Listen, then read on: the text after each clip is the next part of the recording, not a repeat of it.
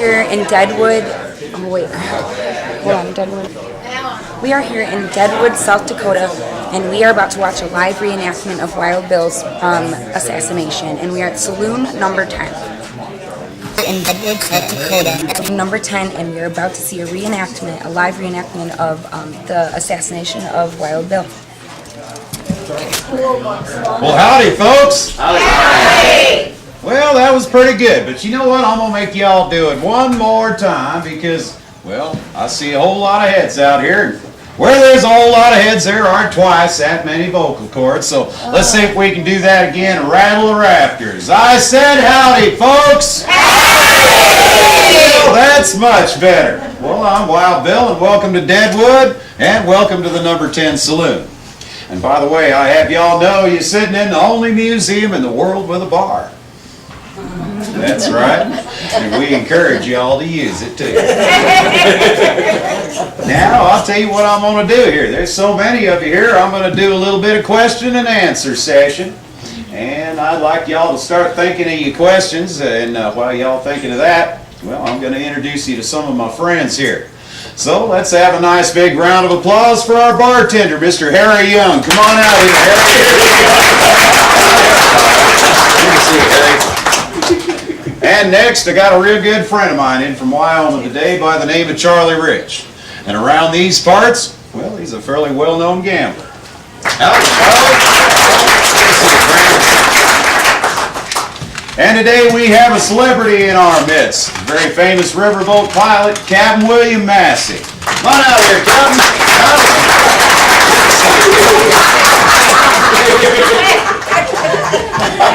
And last but certainly not least, we got the owner of the number 10 Saloon in the house today, and that would be Mr. Carl Mann. Howdy, Carl.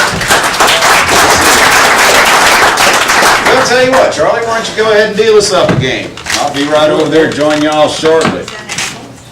Now, I think y'all had enough time to think of some questions for me, so you just go right on ahead and pop your hand on up, and I'm going to answer y'all straight away. Ma'am? How old are you? Well, I'm 39.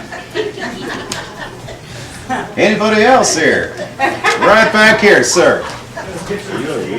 Eights and aces over here without numbers on them, without the actual authentic type of a card that they used in those days.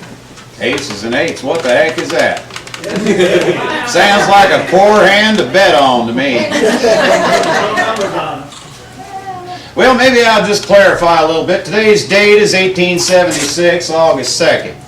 And now, if y'all planning on asking me some questions about tomorrow, August 3rd, well, I ain't no fortune teller. So let's just keep it at today or prior, and let's have another hand up here. Come on now, somebody put up your hand. I said somebody put up your hand. Ma'am, right here. Are you up there in Booth Hill? I'm sitting here breathing in front of you. Now let's try to keep this to today's date or before. No, ma'am, ain't dead yet. Where's Calamity? Don't push me. Where's Calamity? Well, I don't rightly know. I ain't seen her today. Have you seen her at all today? Just briefly. Oh, well, I'm sure she'll be stopping in the saloon sometime to drink down the bar. Right back here, sir. This is not the original building that you were actually shot at. Let's keep this to the show here. Ma'am? You have a wife and children? Well, no, I do not have any children, but I just got married this year, 1876, right back in March 5th, to a woman by the name of Agnes Lake Thatcher. Oh, well, now, Agnes Lake Hickok. And, well, yeah, I'll tell you what. You know, some folks that think I married her for her money. You see, she had a very big circus left to her once her husband died, the Lake Circus, and it traveled all over the place. It was almost as big as old P.T. Barnum's that's just starting up right now. And, well, I'll tell you, her husband died, left that whole thing to her. The problem was, he left her a whole bunch of debt along with it. So much so, she had to sell that there circus to make ends meet.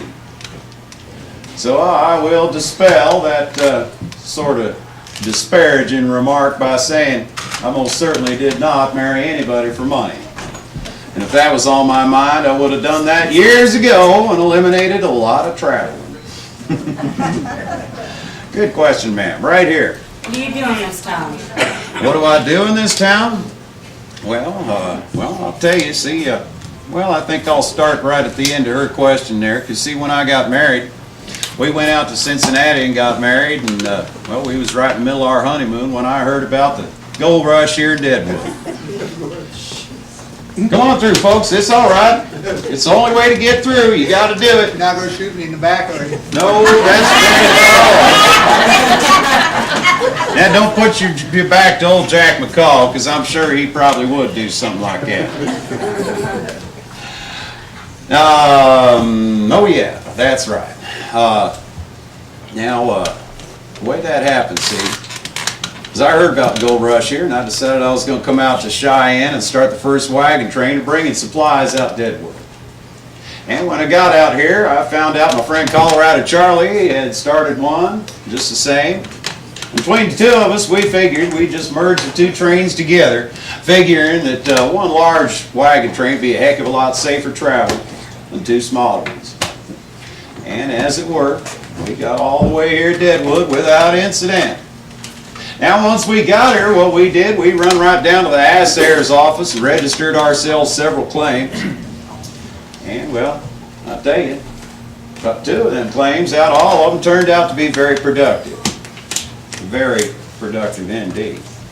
So much so, I really don't see myself being here past another 2-3 months at the very most before me and my new wife will be set for life. Now, that wasn't the only reason I come here, darling. I come here to do a little bit of gambling, too. Just enough to where I don't lose my shirt.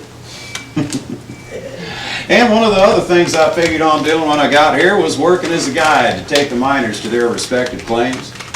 But what I found out when I got here was this place was so darn small, they didn't need help finding nothing at all, except maybe their hats in the morning after the night of a good drunk.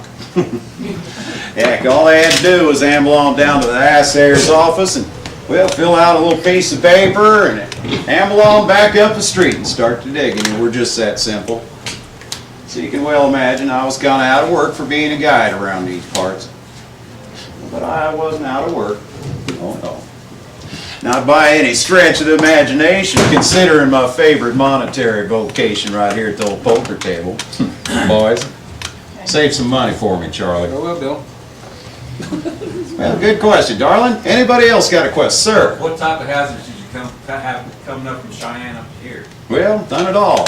Got here without You know, incident, what type of absolutely. hazards you were kind of perspective coming up there? Well, now you got things like cliffs to make it down, and just coming down here into Deadwood was one of the hardest things, bringing supplies. Now, when we come up here with a mule train, we just come right through down there at the Box Canyon at the end. You got any trouble with the Sioux coming up? Oh, no, not at all. We was way too big for them to want to mess with. And, you know, of course, after what happened a month or so ago with old George Custer, well, they kind of broke it all up and disbanded in all different directions. There ain't too many of them left in large numbers around here. Now, every now and then, we do have some try and start a little trouble, and, well, we only need a couple of good rifle experts right down there at the mouth and see it bottlenecks together real good so they can't come in more than a few at a time. A couple of good men to take care of that. Yes, sir. Good question, sir. Ma'am, did you have a question? Oh, I thought you, oh, you had your hand up just before, sir. How did you get the name Wild Bill? Well, you know, I don't rightly know why anybody want to call me Wild, see. Now, I'm one of 4 boys, and, well, tell you the truth, our mama grew us up to be respectful and cordial and kindly at all times. Unless, of course, we was disrespected, and, well, then you could just say our daddy's training took over. But I will tell you why they call me Bill, though, and see, I come from a very large family. Very large family. You see, we come over here from England about 200 years ago. Now, back then, we spelt our name just a little bit different. We spelled it H-I-C-K-O-X. And as the family got bigger and divided off into different parts and such, some of them decided they was going to change the spelling to H-I-C-K-O-K-S. Now, my part of the family, we just decided to eliminate the S and just go with plain old Hickok. So, there's Hickoks and Hickokses scattered all over the darn place. To the point where us brothers, we don't even know half our own darn family. So whenever we was traveling outside of Illinois, see, we always used our daddy's name. His name was William Alonzo Hickok. And that way, if we run into any relatives that recognize our daddy's name on our travels, well, they could say, you know, now, are you any relation to old Bill Hickok up there in Illinois? And we could say, yes, surely, sir, we are. And just kind of a way of getting to know relatives we didn't even know was there. Now, about the first time I believe I ever did hear anybody call me Wild Bill, that probably would have been, nigh on about 1871, when I was marshal in Abilene, Kansas. And there was an occasion, you see, where I was chasing some rowdy fellers out of town, and now they didn't need to be arrested or shot up or nothing like that. They just being a little too loud, a little bit too rambunctious. And as I was chasing them out of town, I was shooting my pistol up in the air, you see, and well, on the way back into town, I heard some woman holler out, "There goes Wild Bill." And that was probably about the first time I do remember hearing that. Now, there's a feller by the name of Ned Buntline. He writes them dime novels, you see. Now, I'm sure you all read a dime novel at least once in your life. And if you have, you know they ain't worth the dime neither. Matter of fact, they probably ain't worth the paper they's printed on. Of course, now that I think about it, you know, I could think of something that paper could be used for. But I'll tell you what, that feller, he never referred to me as anything but Wild Bill. And I swear it was 3 or 4 stories later, somebody must have told him my last name, because he started referring to me as Wild Bill Hickok. Now, I'll tell you, that feller's about as close to a black liar as you were ever going to have. Because he's about the only feller I ever seen that could take that much little bitty information and turn it into that much story. To the point where you wouldn't even recognize yourself reading about yourself. Well, I suppose I can't hold too much again him. He did give my friend Billy Cody his start. And, well, look where he's at today. He got that big old Wild West show. He got about 500 people under his employ. And, you know, I just heard they're going to travel across the Atlantic to go play in England, play for the Queen, of all things. Well, she better be careful, old Billy, silver-tongued devil. Yeah, that old Ned Buntline, now don't none of you ever pay him no heed.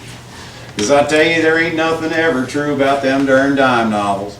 Matter of fact, I found that out when I met old Kit Carson himself. And, well, I found his own stories and experiences a heck of a lot more interested in them darn novels. You know, there's another feller out there by the name of Colonel George Nichols. Writes for Harper's Monthly. And, well, he's not quite as bad. At least he includes some fact in with his stories.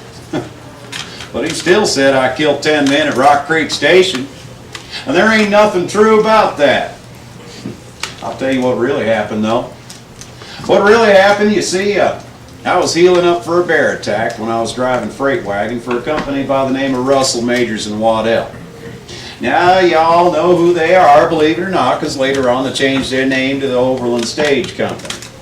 Now, y'all heard of Overland Stage, haven't you? Well, haven't you? Yeah, you bet you have. In fact, I bet about half of you here took an Overland Stagecoach to get here at Old Deadwood, now didn't you? Yeah. Well, okay, how about the Chevrolet stage? Anyway, so I was healing up from that.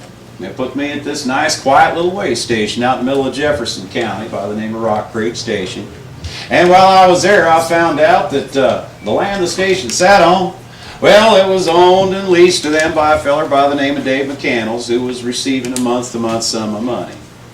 And one day, I suppose he just decided that weren't enough for him, and he wanted it all cash on the barrelhead, so he come by the station, just a hollering and screaming, he wanted all his money. And our boss, old Horace Wellman, he went out front and Tried to talk some sense into them, telling them that we don't carry money like that around on the premises, and, well, they got pretty anger-fied over that, and threatened to take the Pony Express horses. Of course, Horace told him if he did that, he'd just be hung for it. And, well, Dave took off. Problem were, he come back a couple of days later with two of his friends, you see. And, well, one thing led to another, and things went to hardship again, and old Dave started threatening all our lives. And he was hollering at me to come out, saying, "Hickok, you come on out here, and I'm gonna drag you out." And I said, "Oh, Dave, you do that, you're gonna be one less son of a gun." And, well, old Dave did try that. And when he come and forced himself through that front door, well, I'll tell you what, he belonged to me. Because any feller comes busting through your front door threatening you life, you darn near obligated by God to kill that feller. Send him on his way. That's exactly what I did. Old Dave stepped through that threshold, and I was standing behind a curtain holding a rifle, and I just let him have it one time. And I swear that feller were dead before he made a cloud of dust. Right about that time, though, his two partners tried to swamp me at the side door, and I just turned the rifle I shot Dave with and blasted the first one as he come through the door. And the other one took to running, with the injured one not far behind. Well, about that point, see, I figured enough was enough. Them two fellers had obviously learned their lesson. And the main threat, well, he lie there dead in the dirt right where he belonged. So I just let them two fellers go. But my two workmates, well, they did not share them same sentiments, you see. And, well, they chased one down and killed one with a shotgun. And the owner's wife, Mrs. Wellman, well, she chased down the other one and killed him by beating him to death with a hoe.